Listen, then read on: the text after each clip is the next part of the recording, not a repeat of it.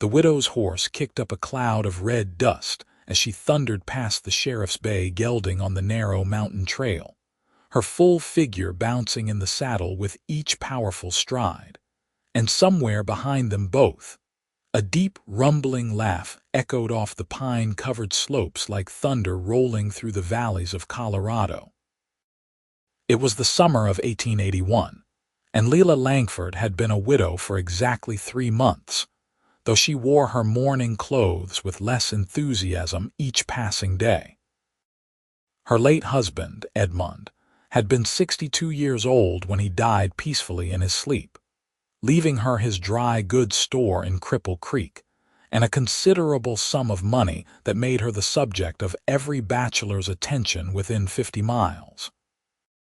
At 26 years old, with honey-colored hair that fell in waves past her shoulders and curves that her corset could barely contain, Lila had spent the first month after Edmund's death grieving genuinely for the kind old man who had married her when she was 18 and desperate, with nowhere else to turn after her parents died of fever.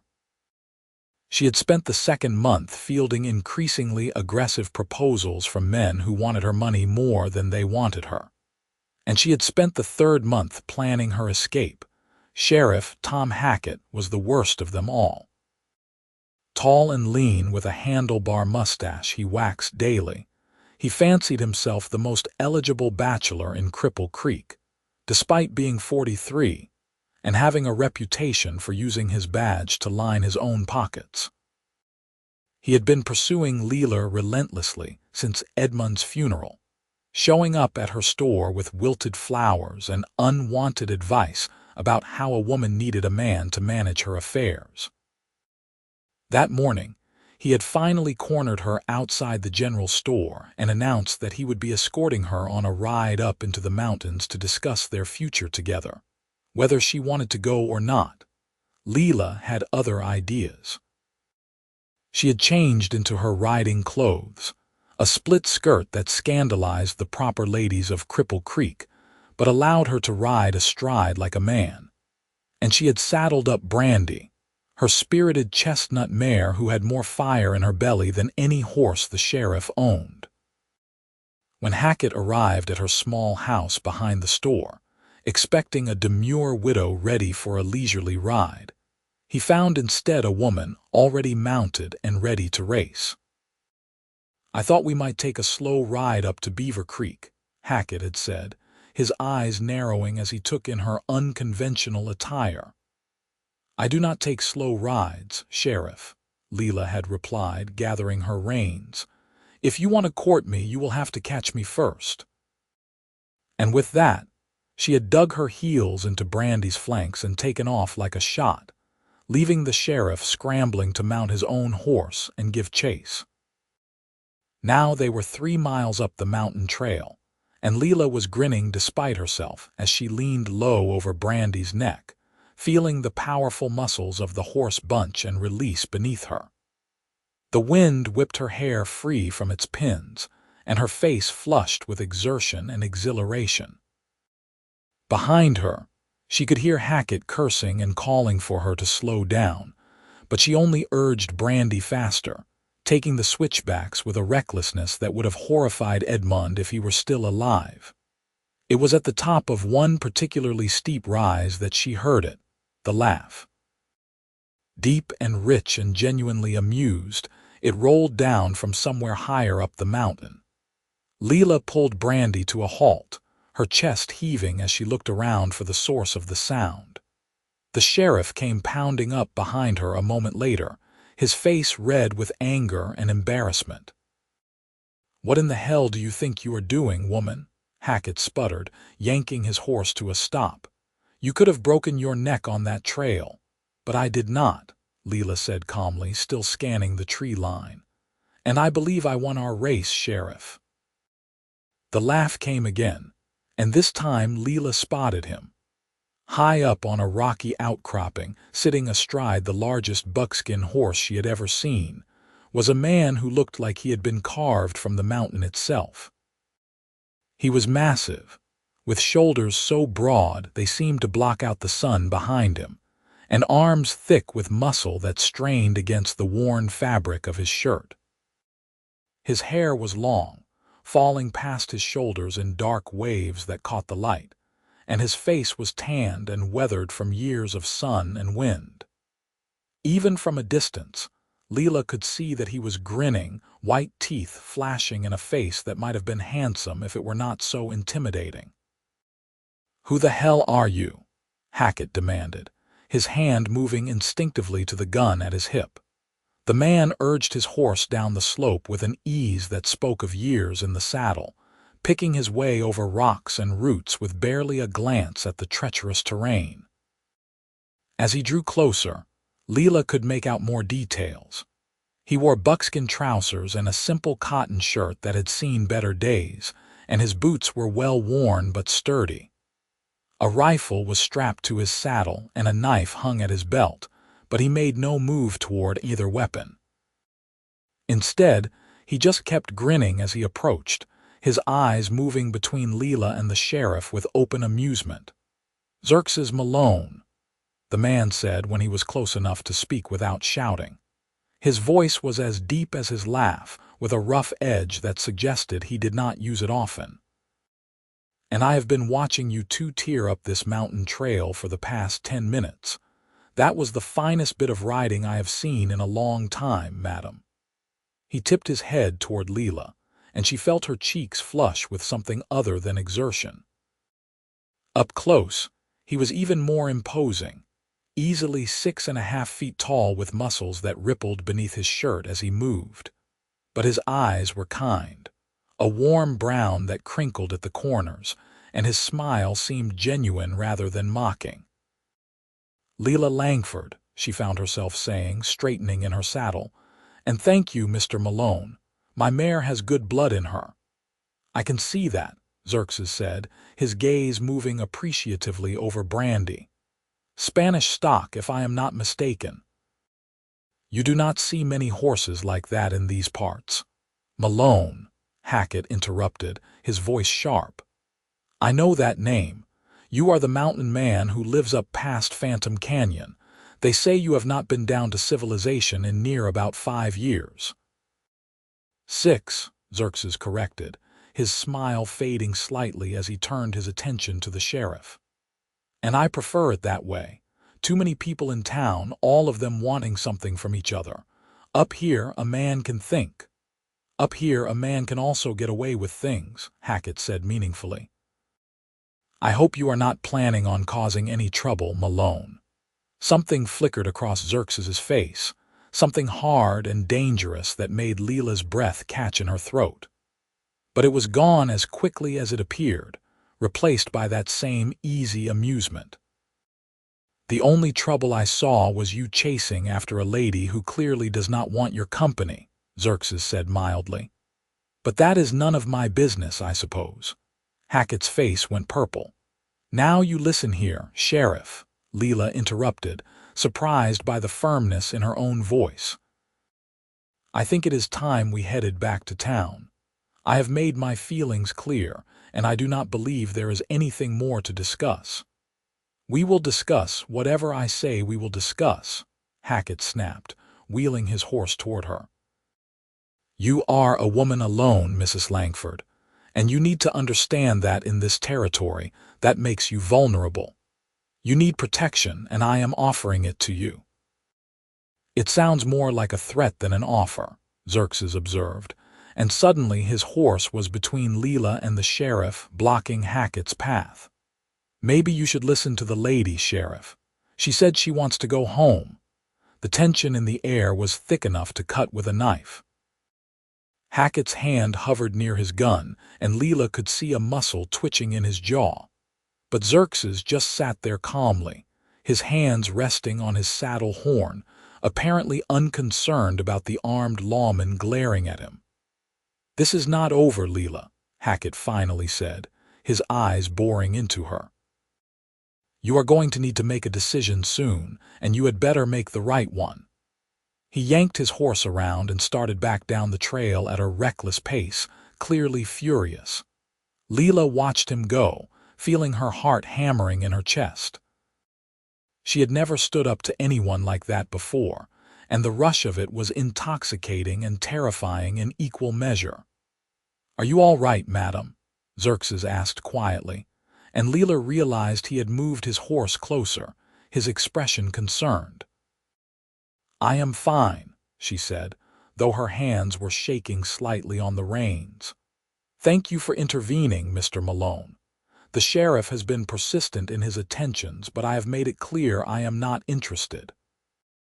"He does not strike me as the type to take no for an answer," Xerxes said, his jaw tightening. "You should be careful around him, Mrs. Langford." "Lila," she corrected, meeting his eyes, "and I know. But I will not be bullied into a marriage I do not want, no matter how much he tries to intimidate me." Xerxes studied her for a long moment, and Lila had the feeling he was seeing more than just her face and figure. It was like he could see right through to the core of her, to the part that had been trapped and scared for so long, and was only now beginning to find its courage. "You are a long way from town," he finally said. "And that trail back down can be dangerous if you are not paying attention. Would you like some company on the ride back?" Lila knew she should say no. She knew that accepting an escort from a strange mountain man she had just met was probably even more scandalous than racing the sheriff up a mountain trail in a split skirt. But something about Xerxes Malone made her feel safe rather than threatened, and she found herself nodding. "I would appreciate that, Mr. Malone." "Xerxes," he said, flashing that grin again. "And I should warn you, I tend to take things slow on the trails.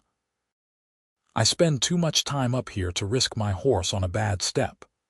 "Slow is fine," Lila admitted, feeling the adrenaline beginning to fade and leave her shaky. "I think I have had enough racing for one day." They started down the trail side by side, their horses picking their way carefully over the rocky ground. For a while, they rode in comfortable silence, and Lila found herself stealing glances at her companion. In the afternoon sunlight, she could see the fine lines around his eyes and the silver threading through his dark hair at the temples. He was older than she had first thought, probably in his early 30s, and there was a quality about him that spoke of hard experience and harder choices. "How long have you lived up here?" she asked eventually, curiosity getting the better of her. "6 years, like I told the sheriff," Xerxes said, his eyes on the trail ahead. "I came out here after the war, spent some time drifting from place to place, and finally decided I had seen enough of people and their fighting. Built myself a cabin up past Phantom Canyon, and I have been there ever since. You not get lonely?" He was quiet for so long that Lila thought he was not going to answer. Then he said, "Sometimes, but lonely is better than hurt, and I have been hurt enough for one lifetime." There was something in his voice that made Lila's chest ache. She knew what it was like to be hurt, to build walls around yourself to keep from being hurt again. Edmund had been kind to her, but their marriage had been one of convenience rather than love, and she had spent 8 years feeling like she was living someone else's life instead of her own. "I understand that," she said softly. "My husband died 3 months ago. He was a good man, but I cannot say I loved him the way a wife should love a husband. And now everyone in town thinks I should be grateful for their attention, like I should be desperate to replace him as quickly as possible." "Is that why you were racing the sheriff?" Xerxes asked, a hint of amusement creeping back into his voice. "Partly," Lila admitted, "but mostly I just wanted to feel free for a few minutes. I have spent most of my life doing what other people expected of me, and I am tired of it." "Then why are you going back to town at all?" Xerxes asked. The question was casual, but Lila could sense a real curiosity behind it. "Because I have a business to run and a life that is mine now," she said firmly. "I am not running away from Cripple Creek. I am just not going to let men like Hackett tell me how to live." Xerxes nodded approvingly. "That is a good answer, Most people would have said they had no choice, that they had to go back. You have got backbone, Lila Langford. The way he said her name, low and warm, sent a shiver down her spine that had nothing to do with the cooling afternoon air. She found herself very aware of how close he was riding, close enough that she could have reached out and touched his arm if she wanted to. And she was surprised to find that she did want to, that she wanted to know if his muscles were as solid as they looked, if his skin was as warm as his voice. "Tell me about your cabin," she said, trying to distract herself from the inappropriate direction of her thoughts. She was a widow in mourning, even if the mourning period was nearly over, and she had no business thinking about strange men's arms. Xerxes's expression softened, and he began to describe his home in the mountains. It was a simple place, he said, built from logs he had cut and hauled himself, with a stone fireplace and a view that stretched for miles. He had a small garden where he grew vegetables in the summer, and he hunted and fished for his meat. In the winters, he sometimes went weeks without seeing another soul, snowed in by the fierce mountain storms, but he did not seem to mind. He talked about the silence of the mountains, the way the snow muffled all sound until you could hear your own heartbeat, the way the stars looked when there was no light for miles around. Lila found herself captivated by his words, by the picture he painted of a life that was hard but honest, solitary but somehow fulfilling. It was so different from her own life, from the constant noise and bustle of running a store, from the gossip and judgment of small-town life. She tried to imagine what it would be like to wake up in a cabin in the mountains, to step outside and see nothing but trees and sky, to answer to no one but yourself. "It sounds lonely," she said finally. "It is," Xerxes admitted, "but it is also peaceful. And after years of war and killing, peace is worth more than company." The words hung in the air between them, heavy with meaning. Lila wanted to ask more, wanted to know what he had seen and done that had driven him to seek such complete isolation. But she could see from the set of his jaw that he was not ready to talk about it, and she respected that. Everyone had their ghosts. They reached the edge of town just as the sun was beginning to sink toward the western peaks, painting the sky in shades of orange and gold. Xerxes drew his horse to a halt at the last bend before the main street, and Lila realized he had no intention of riding into Cripple Creek proper. "This is where I leave you," he said, and there was a note of regret in his voice. "I do not much care for towns, even small ones like this." "I understand," Lila said, though she felt a pang of disappointment. In the space of a few hours, she had come to enjoy Xerxes Malone's company more than she had enjoyed anyone's in a long time. "Thank you for riding with me, Xerxes, and for standing up to the sheriff." "It was my pleasure," Xerxes said, and his eyes were warm as they met hers. "You ride well, Lila Langford, and you have got spirit. Do not let anyone take that from you." "I will not," she promised, and she meant it. Xerxes tipped his hat to her and turned his buckskin back toward the mountains, and Lila sat there for a moment watching him go. She felt something unfamiliar stirring in her chest, something that might have been longing or might have been the first stirrings of something more dangerous. Then she shook her head, gathered her reins, and rode into town alone, trying to ignore the way her heart was beating faster than it should. The next morning, Lila opened the dry goods store as usual, pinning her hair back in a severe bun and donning one of her dark mourning dresses. But she found it hard to concentrate on her ledgers and her customers, her mind constantly drifting back to the mountain trail and the man with the deep laugh and kind eyes. She told herself it was foolish, that she had spent a few hours with a stranger and would likely never see him again. But she could not shake the memory of how safe she had felt with him, how seen. "I hear you had quite an adventure yesterday," came a voice from the doorway, and Lila looked up to see Martha Brennan, one of the few women in town she considered a friend. Martha was in her 40s, a widow herself who ran the boarding house on Main Street, and she had been kind to Lila since Edmund's death. "News travels fast," Lila said with a sigh. "Sheriff Hackett came back to town yesterday evening looking like he had swallowed a hornet," Martha said, coming in and closing the door behind her. "He was muttering about ungrateful women and mountain men who do not know their place. What happened up there, Lila?"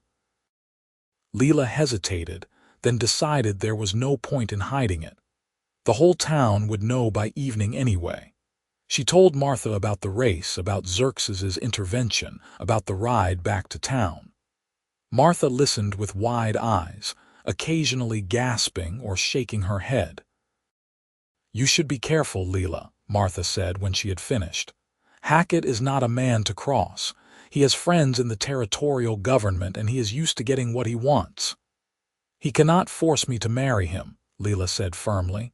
"Maybe not," Martha agreed. "But he can make your life difficult. He could find reasons to shut down your store, or he could spread rumors about you that would drive away your customers. In a town like this, reputation is everything." Lila felt a chill run down her spine.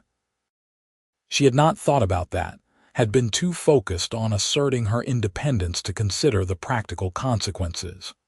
Her store was her livelihood, the only thing standing between her and destitution. If Hackett decided to target her business, she would have few options. "What should I do?" she asked quietly. Martha was silent for a moment, chewing her lip. Then she said, "You could apologize to him. Tell him you were distraught, that you were not thinking clearly. Let him save face and maybe he will leave you alone."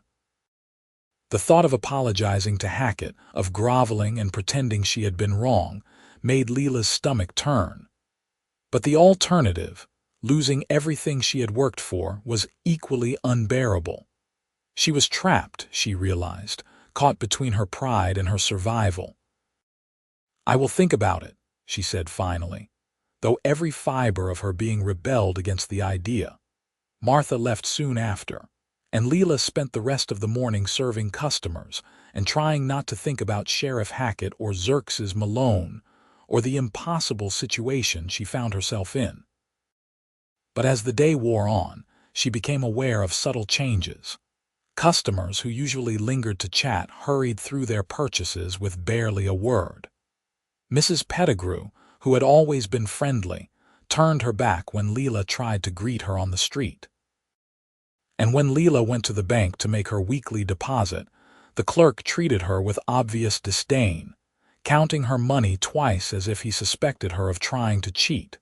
By closing time, Lila was exhausted and discouraged. She locked up the store and retreated to her small house behind it, changing out of her morning dress and into a simple cotton blouse and skirt. She had just started to heat water for tea when she heard a knock at the door. Her heart sank, certain it was Sheriff Hackett come to gloat or make more threats. But when she opened the door, she found instead a young boy of about 12, dusty from the road and holding a folded piece of paper. "Mrs. Langford?" he asked, and when she nodded, he thrust the paper at her. "A man paid me to bring this to you. He was up on the mountain road, said he could not come down himself." Lila took the paper with trembling fingers, fishing a coin out of her pocket for the boy. He tipped his cap and ran off, and Lila closed the door before unfolding the note. The handwriting was rough but legible. "If you need a place to think, my cabin is past Phantom Canyon, 3 miles up the North Fork. Follow the blazes on the pine trees. You are welcome anytime. Xerxes." Lila read the note 3 times, her heart pounding. It was an offer of sanctuary, she realized, a place to escape if she needed it. But it was also more than that. It was an acknowledgement that he had been thinking about her too, that their meeting had meant something to him as well. She carefully folded the note and tucked it into her pocket, then stood staring out her window at the mountains rising in the distance. She knew what the proper thing to do was. The proper thing was to throw the note away, to apologize to Sheriff Hackett, to find some acceptable man to marry and let him manage her life for her. That was what society expected, what would keep her safe and respectable. But Lila was tired of being proper. She was tired of being safe. And as she looked at those distant peaks turning purple in the twilight, she made a decision that would have scandalized everyone who knew her. She was going to visit Xerxes Malone's cabin. Not permanently, she told herself. Just for a few days, to clear her head and figure out what she wanted to do about Sheriff Hackett and her store and her life. She would tell Martha she was going to visit a sick relative in Denver, and she would leave early in the morning before anyone could stop her. And if the whole town gossiped about it, well, they were already gossiping anyway. Lila spent the evening packing a small bag with practical clothes and supplies, her hands moving with a sureness that surprised her. For the first time in months, maybe years, she felt like she was making a choice that was truly hers, not one forced on her by circumstance or obligation. It was terrifying and exhilarating in equal measure. She barely slept that night, tossing and turning as her mind raced with possibilities and doubts. But when the first light of dawn crept through her window, she rose with determination, dressed in her riding clothes and quietly saddled Brandy. The town was still asleep as she rode out, taking the mountain trail at a steady pace that would not tire her horse. Finding the blazes on the pine trees was easier than she expected. Xerxes had marked them clearly, 3 parallel slashes cut deep into the bark at regular intervals. Lila followed them up the North Fork, through stands of towering ponderosa pines and across crystal-clear streams.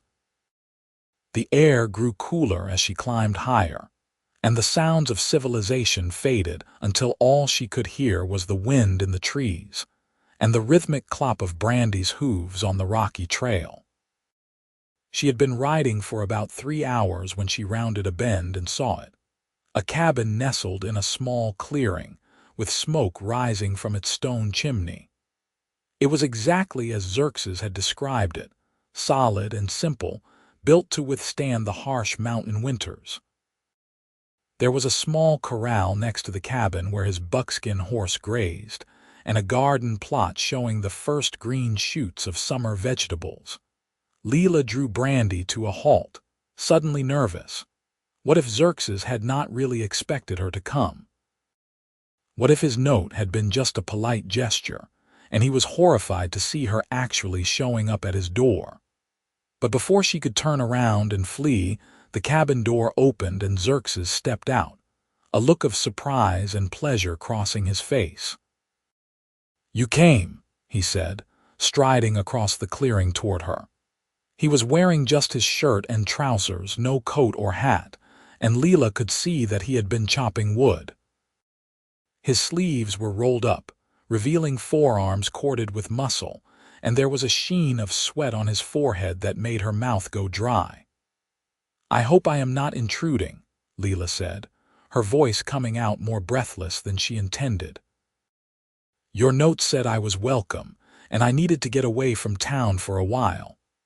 "You are absolutely welcome," Xerxes assured her, reaching up to help her down from the saddle. His hands were large and warm on her waist, and he lifted her down as if she weighed nothing at all. "Let me take care of your horse, and then we can talk." He led Brandy to the corral and unsaddled her with practiced efficiency, then turned the mare loose to graze with his own horse. Lila watched him work, admiring the easy way he moved, the obvious strength in his body. When he finished, he picked up her bag and gestured toward the cabin. "Come inside. I just made coffee and I have biscuits left from breakfast." The inside of the cabin was as simple as the outside, but it was clean and well organized. There was a large bed in one corner covered with thick furs, a rough-hewn table with 2 chairs, and a fireplace with a kettle hanging over the flames. Shelves lined the walls, holding supplies and a surprising number of books. Lila looked at the books with interest, noting titles by Shakespeare, Dickens, and Homer. "You are a reader," she observed. "It is one of the few pleasures I allow myself up here," Xerxes said, pouring coffee into 2 tin cups. "Books do not judge and they do not ask difficult questions." He handed her a cup and gestured for her to sit at the table.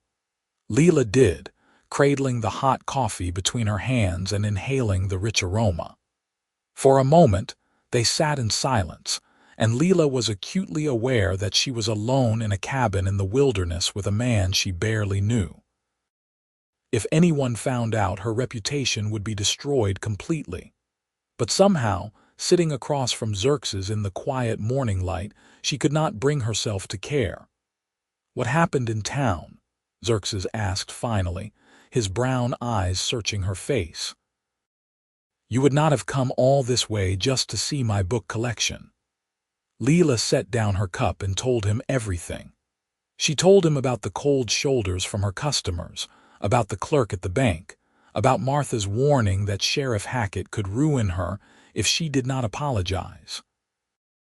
She told him about her choice to leave instead, to take a few days to think without the weight of the town's judgment pressing down on her. Xerxes listened without interrupting, his expression growing darker as she spoke. When she finished, he was silent for a long moment, his jaw clenched tight.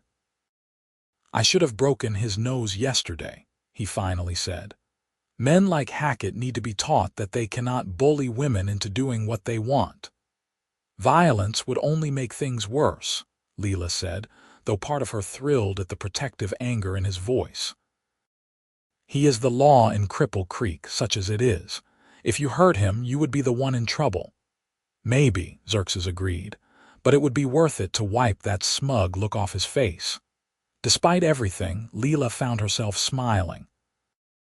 There was something deeply satisfying about having someone on her side, someone who thought she was worth defending.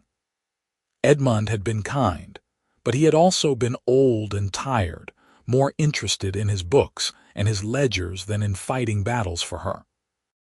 Xerxes, by contrast, looked like he would happily fight an army if she asked him to. "How long do you plan to stay?" Xerxes asked, and Lila detected a note of hopefulness in his voice. "I do not know," she admitted. "A few days, maybe, just long enough to figure out what I am going to do." "You can stay as long as you need," Xerxes said firmly. "I have plenty of supplies, and it is nice to have company for a change." He paused, then added, "You can have the bed. I will sleep by the fire." "I cannot take your bed," Lila protested. "You can and you will," Xerxes said, brooking no argument. "I have slept on harder surfaces than a cabin floor, believe me." Lila wanted to argue further, but she could see from the set of his jaw that it would be pointless. Instead, she said, "Thank you, Xerxes, for everything." "You do not need to thank me," he said softly. "You did me a favor by coming here. I did not realize how much I missed having someone to talk to until I met you on that trail." Their eyes met across the table, and Lila felt something electric pass between them. It was attraction, pure and simple, but it was also more than that. It was recognition, the sense of finding someone who understood something fundamental about you that others missed. Lila had been lonely for so long, trapped in a marriage that was comfortable but empty, and now here was this man who looked at her like she was something precious and rare. She tore her gaze away, suddenly flustered. "What should I do with myself while I am here?"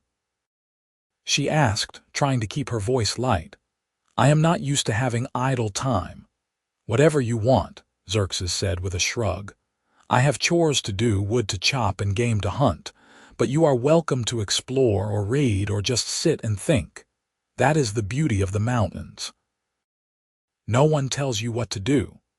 Over the next few days, Lila settled into a routine that felt both strange and wonderful. She rose with the sun, helped Xerxes make breakfast over the fire, and then spent her mornings exploring the woods around the cabin while he worked. In the afternoons, She would return to find him reading or mending something, and they would talk for hours about everything and nothing. He told her stories about his time in the war, about the horrors he had seen and the friends he had lost. She told him about her childhood before her parents died, about her hasty marriage to Edmund, about her dreams of someday traveling and seeing the world beyond Colorado. And slowly, almost imperceptibly, they grew closer. At first, it was just small things. Xerxes's hand on her elbow as he helped her across a stream, Lila's fingers brushing his as she handed him a plate. But as the days passed, the touches became more frequent, more lingering. Xerxes would stand close behind her as he showed her how to track deer in the forest, his breath warm against her ear. Lila would lean against his shoulder as they sat by the fire in the evenings, reading their separate books but sharing the same space. On the fourth night, as they sat watching the flames dance in the fireplace, Xerxes finally voiced what they had both been thinking. "You know you cannot go back to Cripple Creek," he said quietly. "Not if Hackett has decided to make your life hell. Men like him do not give up easily." "I know," Lila admitted, her voice heavy with resignation. "But I do not know what else to do. That store is all I have. If I lose it, I have nothing." "You could sell it," Xerxes suggested. "Take the money and start over somewhere else. Denver, maybe, or even San Francisco. A woman with your business sense could do well in a bigger city." "Maybe," Lila said, though the thought of starting over alone in a strange city was daunting. "Or maybe I should just do what everyone expects and marry someone. It would not have to be Hackett. There are other men in town who would be decent husbands." She said it to test him, to see how he would react, and she was not disappointed. Xerxes's jaw tightened and his hands clenched into fists on his knees. "Is that what you want?" he asked, his voice low and rough. "To marry some man in town who sees you as a convenience, someone to cook his meals and warm his bed and ask no questions?" "No," Lila said honestly. "But I do not know if what I want matters. I am a woman alone in the world, Xerxes. My choices are limited. What if they were not?" Xerxes asked, turning to face her fully. His eyes were intense in the firelight, boring into hers. "What if you had another choice?" Lila's heart began to pound. "What are you saying?" Xerxes took a deep breath as if steeling himself. "I am saying that you could stay here with me. I know it is not much, and I know I am not much, just a mountain man with more scars than sense. But I have money saved from before the war, enough that we would not starve. And I could protect you from Hackett and anyone else who tried to hurt you. You would be free up here, Lila. Free to be yourself without anyone judging you or telling you what to do." Lila stared at him, her mind reeling. Was he proposing marriage, or was he offering something else, something that would scandalize even more than her unmarried visit to his cabin? "I do not understand," she said carefully. "Are you asking me to marry you? If you want marriage, then yes," Xerxes said, his voice gaining strength. "But if you do not, if you just want a place to live and a friend to share it with, that is fine too. I am not like other men, Lila. I do not need society's approval or the church's blessing. I just need to know that you are safe and happy." It was the most unconventional proposal Lila had ever heard, and also the most honest. Xerxes was not offering her security or status or any of the things men usually offered when they proposed. He was offering her freedom and himself, and asking for nothing in return except her company. "I barely know you," Lila whispered, but even as she said it, she knew it was not quite true. She felt like she knew Xerxes better after a few days than she had known Edmund after 8 years of marriage. She knew his kindness and his strength, his loneliness and his loyalty. She knew that he made her feel safe and seen and alive in a way she had never felt before. "Then get to know me," Xerxes said, reaching out to take her hand. His palm was rough with calluses, but his touch was gentle. "Stay for a week, a month, however long it takes.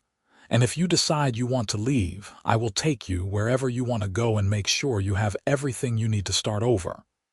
But if you decide you want to stay, then I will spend every day trying to make you happy. That is my promise to you, Lila Langford."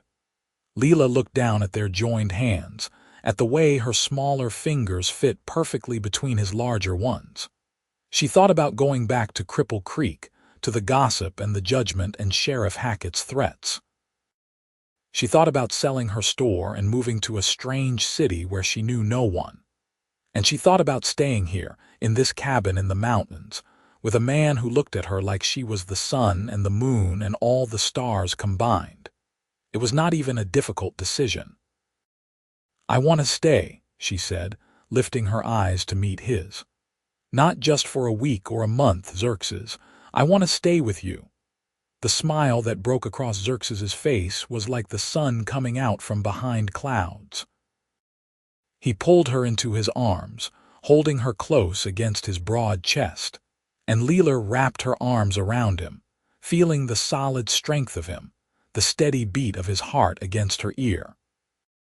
They stayed like that for a long time, just holding each other in the firelight, and Lila felt a peace settle over her that she had never experienced before. "We should probably get married," Xerxes said eventually, his voice rumbling through his chest. "Not because we have to, but because it will make things easier if we ever need to go into town. People are more likely to leave a married woman alone." "All right," Lila agreed, tilting her head back to look up at him.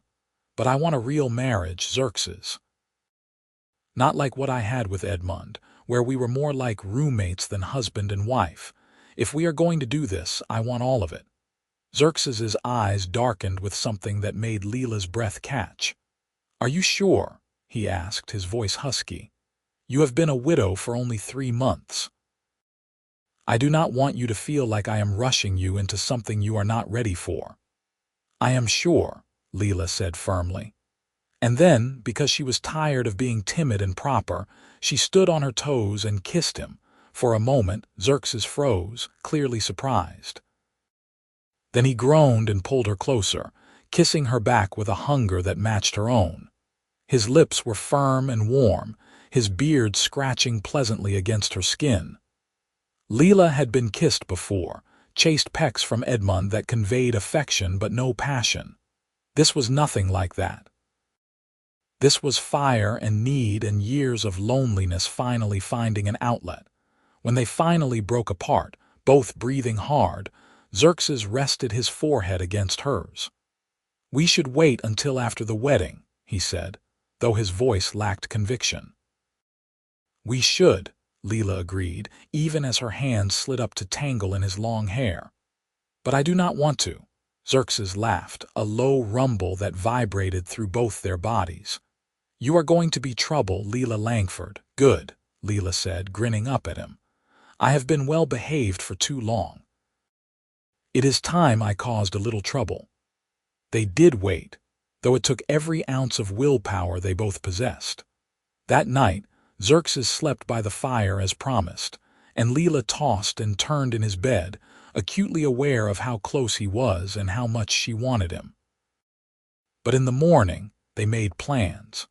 They would ride down to Cripple Creek together, face whatever consequences awaited them, and find a preacher to marry them. Then Lila would sell the store and use the money to buy supplies for a long winter in the mountains. It was a good plan, practical and straightforward. But when they arrived in Cripple Creek 2 days later, riding side by side with their heads held high, they quickly discovered that nothing was going to be straightforward. Sheriff Hackett was waiting for them on Main Street, and he was not alone.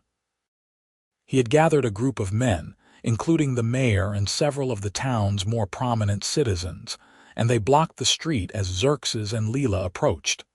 "Mrs. Langford," Hackett said, his voice dripping with false concern. "We have been worried sick about you.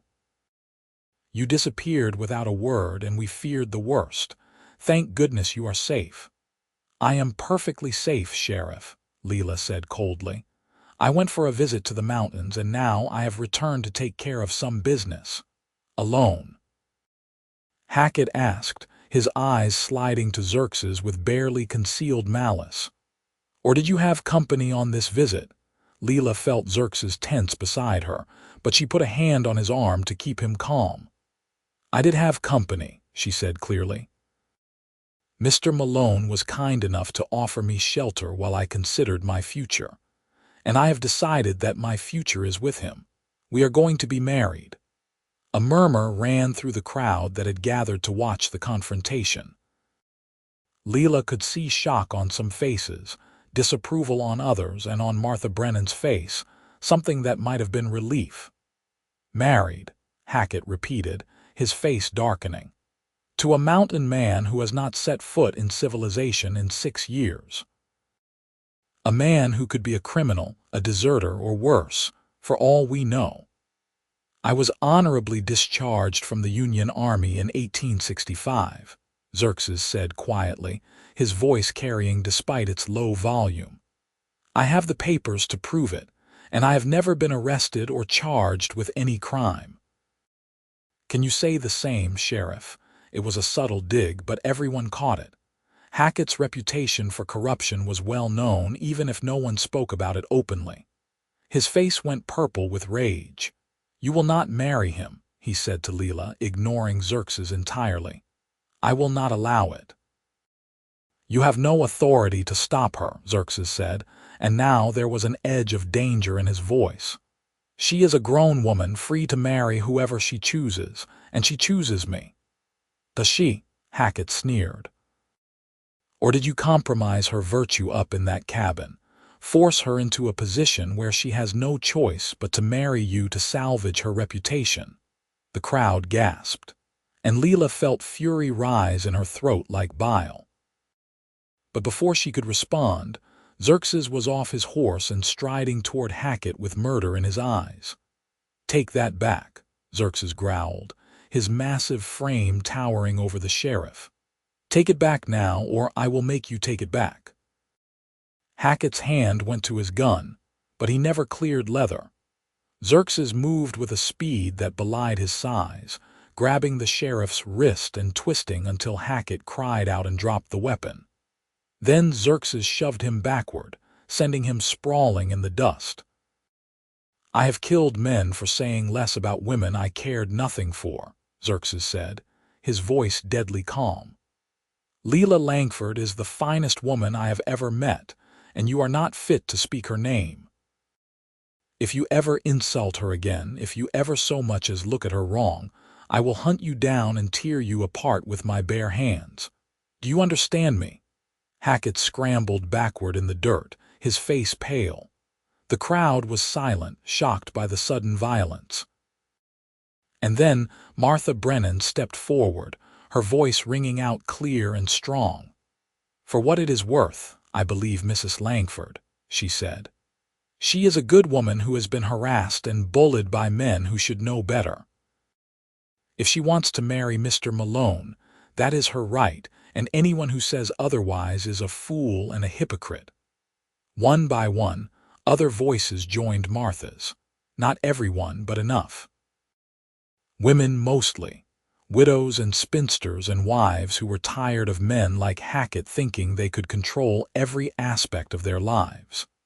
They formed a protective circle around Lila and Xerxes, and for the first time since Edmund died, Lila felt like she was not alone. "Thank you," she whispered to Martha, tears stinging her eyes. "You are welcome," Martha whispered back. "Now go find that preacher before Hackett gets his courage back." The wedding was simple, held in the small church at the end of Main Street with Martha and a handful of other well-wishers in attendance. Reverend Thompson was an old man who had presided over Edmund's funeral, and he looked at Lila with kind eyes as he asked if she was certain about what she was doing. "I am more certain of this than I have been of anything in my life," Lila told him honestly. The ceremony was brief, just the essential words and promises. Xerxes slipped a simple gold band on her finger, one he said had belonged to his mother, and when Reverend Thompson pronounced them man and wife, Xerxes kissed her with a tenderness that made her heart ache. They spent the rest of the day taking care of business. Lila sold the store to Martha, who had always wanted to expand beyond her boarding house, for a fair price that would keep them comfortable for years. She packed up the few possessions she wanted to keep, mostly clothes and a few books, and said goodbye to the life she had known. It should have been sad, leaving behind everything familiar. But as Lila rode out of Cripple Creek beside her new husband, her few belongings strapped to Brandy's saddle, she felt only excitement and hope. She was starting over, truly starting over, with a man who loved her for who she was rather than what she could give him. They made it back to the cabin by nightfall, and this time when Xerxes lifted Lila down from her horse, she did not pull away. She let him carry her inside, let him lay her gently on the bed that was now theirs, and she gave herself to him completely, holding nothing back. And Xerxes loved her with a fierce tenderness that brought tears to her eyes, whispering her name like a prayer as their bodies moved together in the firelight. Afterward, lying wrapped in his arms with her head on his chest, Lila felt a completeness she had never experienced before. This was what marriage was supposed to be, she realized. Not just sharing a name and a home, but sharing your whole self with another person, trusting them with your heart and your body and your dreams. "I love you," she whispered into the darkness, the first time she had said those words to anyone since her parents died. "I love you too," Xerxes rumbled back, his arms tightening around her. "From the moment I saw you racing up that mountain trail, I loved you. I think I have been waiting for you my whole life, Lila Malone." Lila smiled at the sound of her new name. Lila Malone, wife of a mountain man, living in a cabin far from civilization. It was not the life she had imagined for herself, but it was the life she wanted. The months that followed were the happiest of Lila's life. Summer gave way to fall, and the mountains transformed into a riot of gold and red as the aspen leaves turned. Xerxes taught her to hunt and fish, to read animal tracks in the mud, to predict weather by the smell of the air. Lila taught him to appreciate the small comforts of domestic life, cooking elaborate meals over the fire and making curtains for the cabin windows. They worked side by side during the day and made love by firelight at night, and Lila had never felt more alive. When winter came, bringing with it snow that piled up to the cabin's eaves, they spent long days reading by the fire and talking about everything under the sun. Xerxes told her more about his past, about the things he had done in the war that still haunted him. Lila shared her own ghosts, her guilt over not loving Edmund the way he deserved, her fear that she was somehow defective for wanting more than what society said she should want. "You are not defective," Xerxes told her fiercely. "You are brave and strong and more alive than anyone I have ever met. Never let anyone make you feel like wanting happiness is wrong." And slowly, in the safety of their mountain home, Lila began to believe him. Spring brought a surprise. Lila discovered she was pregnant. The realization came one morning when she woke feeling nauseous, and it sent a bolt of fear and joy through her in equal measure. She had never been pregnant during her marriage to Edmund, and she had assumed she was barren. But now, at 27 years old, she was going to be a mother. When she told Xerxes, he picked her up and spun her around, laughing with pure delight. Then he set her down carefully as if she were made of glass and peppered her face with kisses. "I am going to be a father," he said wonderingly. "We are going to have a baby, Lila. Are you happy?" She asked, needing to hear him say it. "Happy does not even begin to cover it," Xerxes said, his eyes shining. "You and this baby are the greatest gifts I have ever received. I promise you, Lila, I will spend the rest of my life making sure you both are safe and loved." As Lila's belly swelled with their child, Xerxes became even more protective, insisting on doing all the heavy work and refusing to let her wander far from the cabin.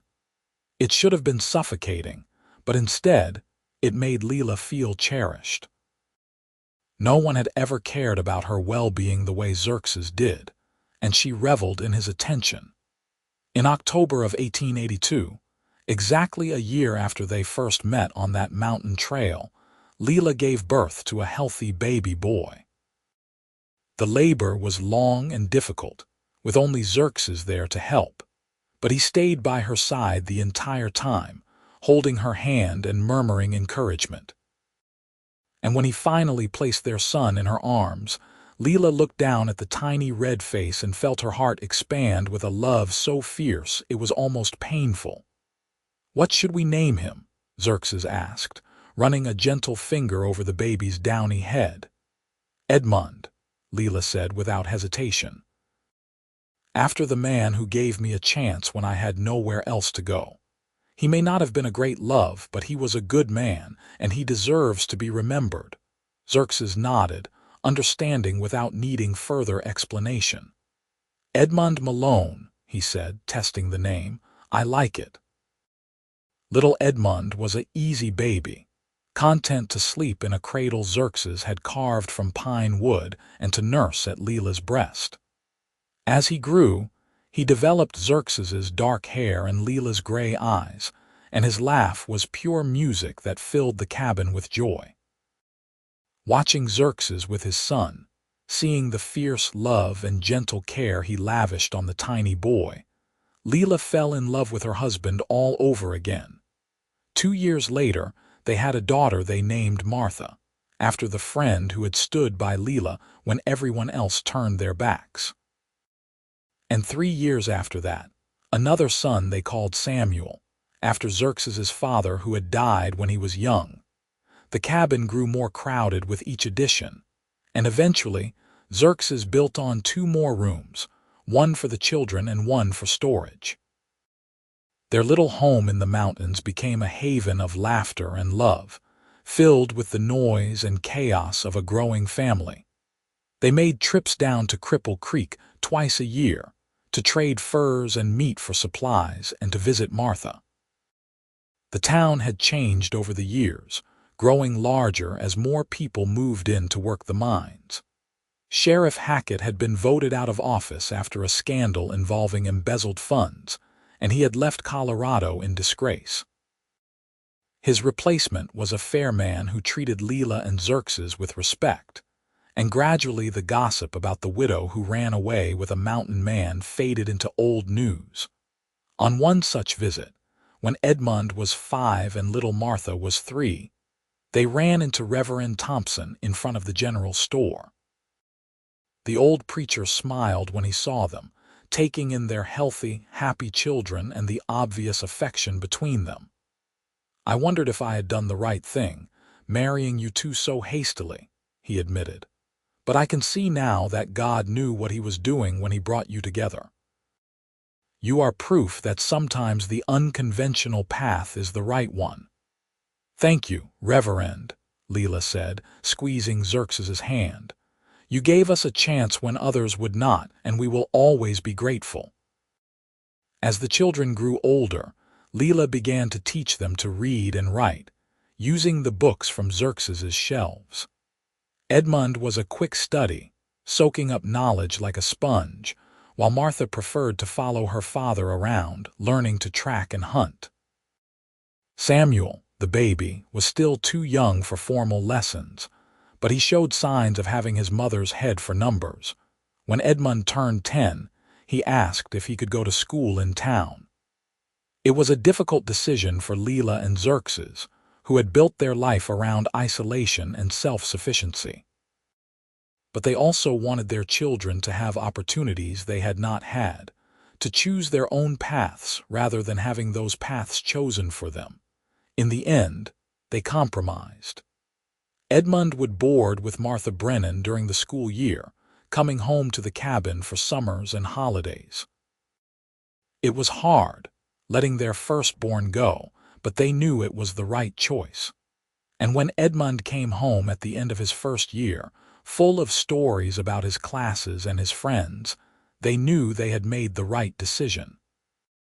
Martha, meanwhile, declared that she had no interest in town life and would stay in the mountains forever. "I am going to be just like Papa," she announced at age 8, brandishing the small bow Xerxes had made for her.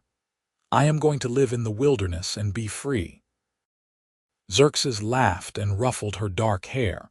"You can be whatever you want to be, little bear," he told her, "as long as you are happy." The years passed quickly, marked by seasons and milestones.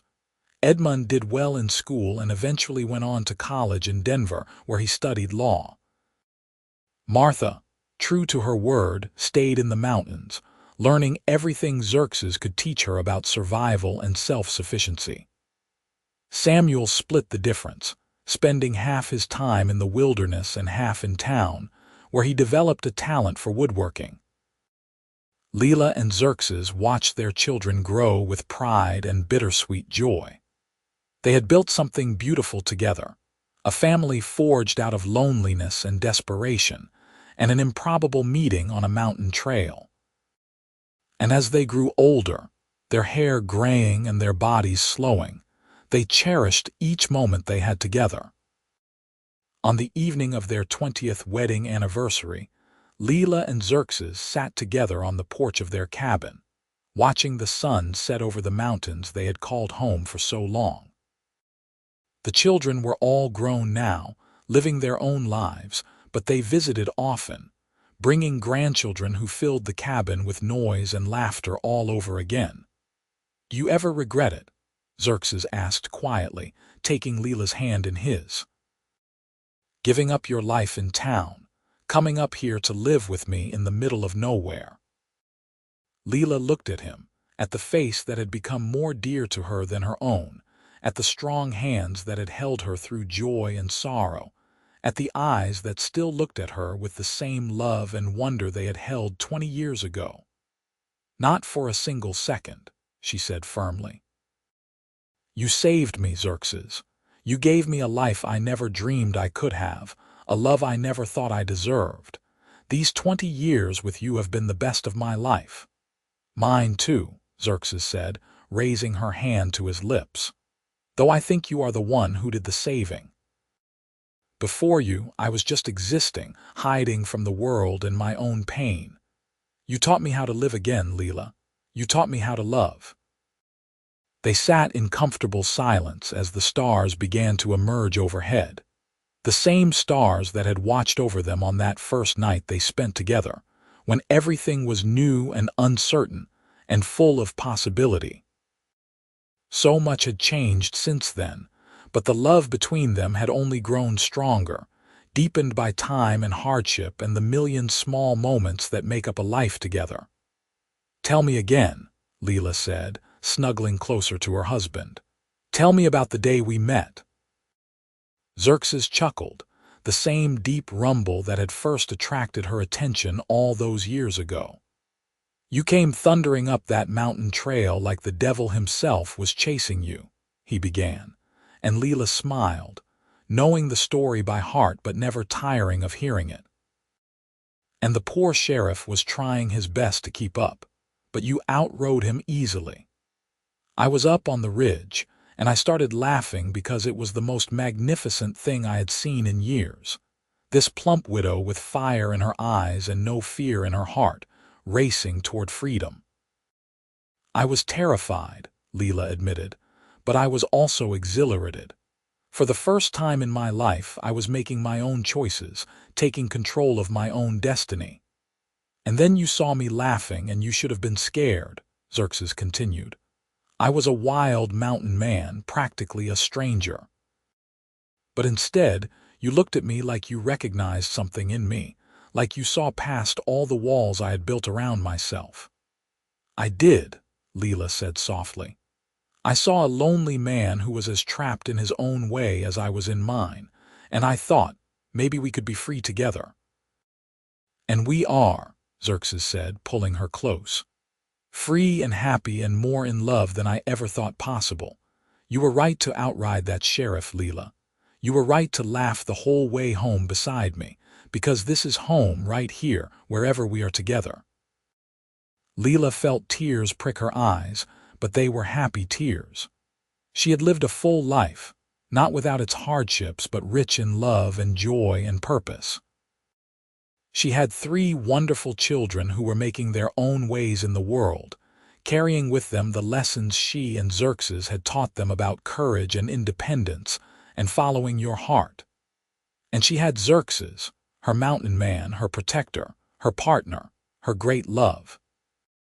"Tell me the end," Lila requested, though there was no end to this story yet, just the continuation of a life well lived. "The end is that they lived happily ever after," Xerxes said, kissing the top of her head. The plump widow and the mountain man, together in their cabin in the wilderness, surrounded by their family and their love. And every day, they thanked whatever fate or fortune had brought them together on that mountain trail, because it led them to everything they had ever wanted. "That is a good ending," Lila said contentedly. "It is not an ending," Xerxes corrected gently. "It is just another beginning. Every day with you is a new beginning, Lila, and I look forward to every single one." The years continued to pass, gentle and full. Lila and Xerxes grew old together in their mountain cabin, their bodies slowing but their love never diminishing. Edmund became a respected lawyer in Denver, fighting for justice for those who could not afford it, and he married a kind woman who gave them 4 grandchildren. Martha eventually married a fellow mountain person, a tough woman who ran her own trap line, and together they built a cabin even farther into the wilderness. Samuel took over a furniture shop in Cripple Creek, creating beautiful pieces from mountain pine and aspen, and he married Martha Brennan's granddaughter in a wedding that brought the whole town together. On their 30th anniversary, the entire family gathered at the cabin for a celebration. There were now 10 grandchildren running through the woods, their laughter echoing off the mountains, and Lila and Xerxes sat on their porch surrounded by the people they loved most in the world. Edmund gave a toast, speaking eloquently about the love his parents had shown him and how it had shaped the man he became. Martha, less comfortable with words, simply hugged them both fiercely and said, "You taught me to be brave." And Samuel presented them with a rocking chair he had built himself, large enough for 2 people to sit in together. "So you can grow old side by side," he said, tears in his eyes. That night, after everyone had gone to bed, Lila and Xerxes sat in their new rocking chair, gently swaying back and forth as they watched the stars.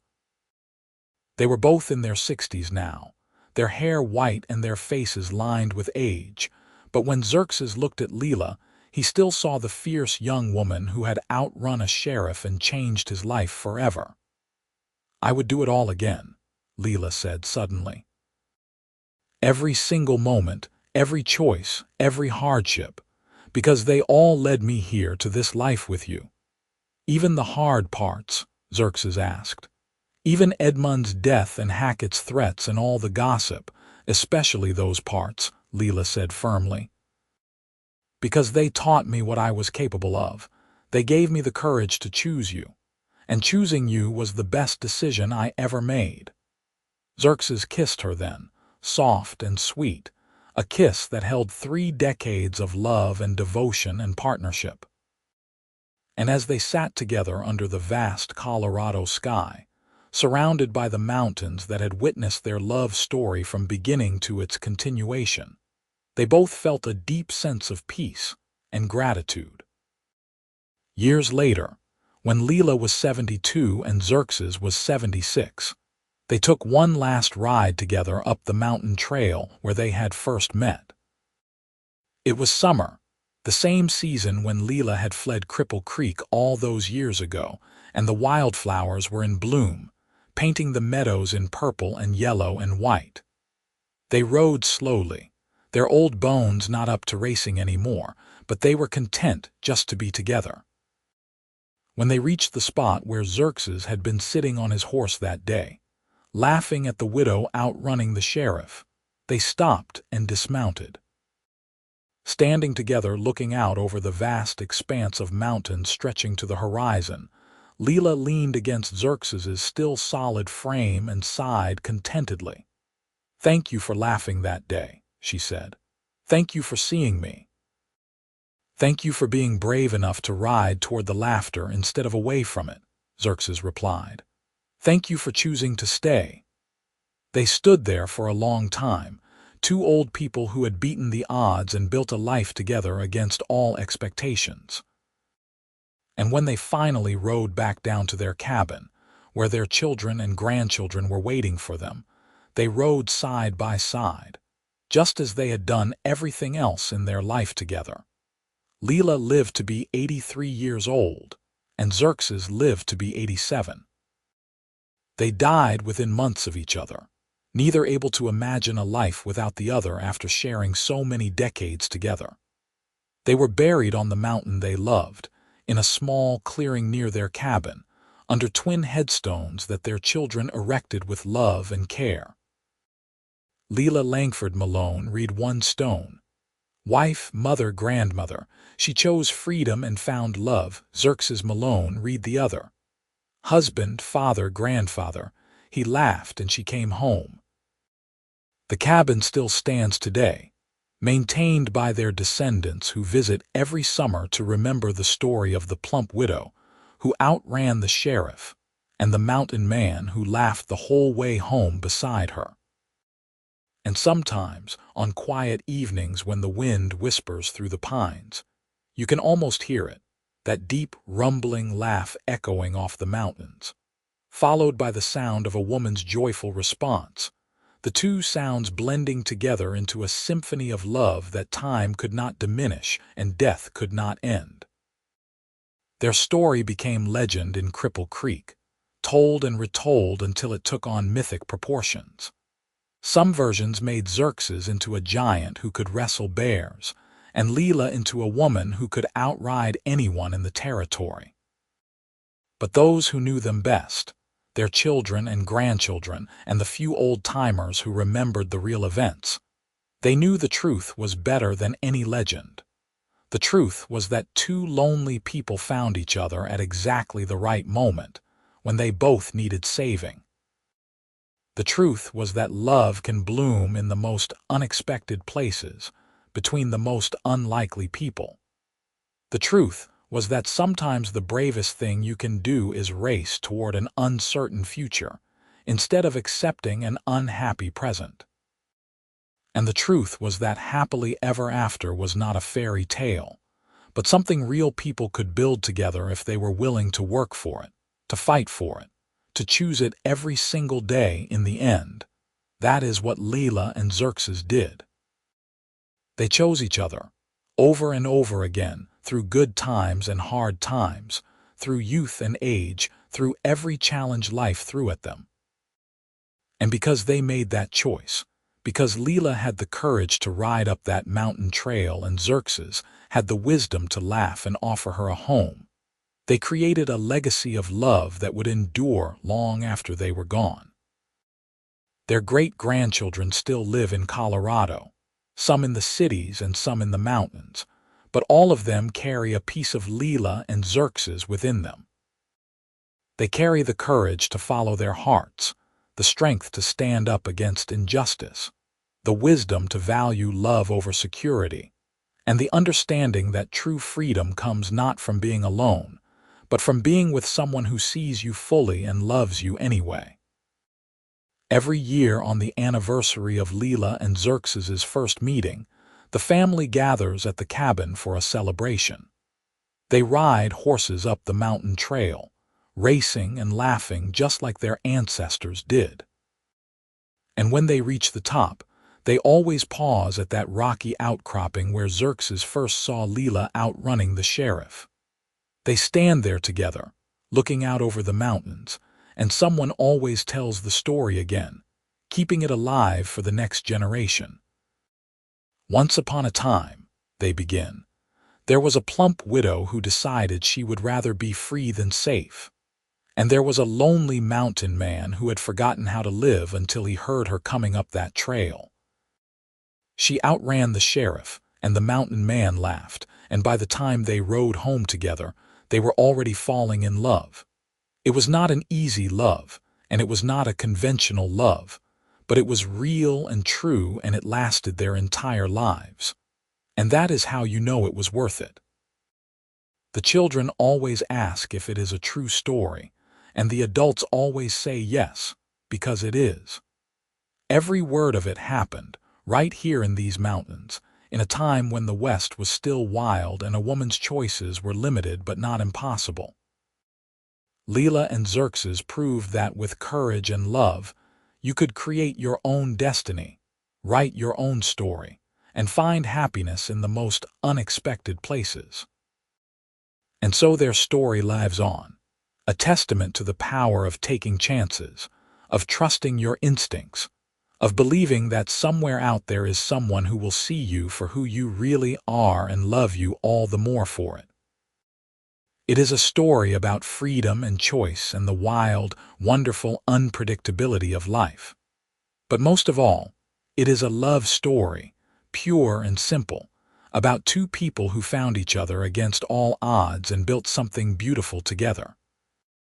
The mountains still stand tall over Cripple Creek, their peaks touching the sky, their slopes covered in pine and aspen. The trails are still there, winding up through the wilderness, and if you ride them at the right time of day in the right season, you might hear something on the wind. It might be just the rustle of leaves or the call of a bird, but it might also be the echo of hoofbeats on stone, the sound of a woman's laughter, and a man's deep rumbling chuckle following her up the mountain, all the way home, because that is where they went in the end, home. Not to a place, though the cabin in the mountains was certainly that, but to each other. Home to the feeling of being truly seen, truly known, truly loved. Home to the warmth of a shared fire and a shared bed and a shared life. Home to the family they created and the legacy they left. Home to the only place that ever really mattered, which was wherever they were together. And if that is not a happy ending, then nothing is.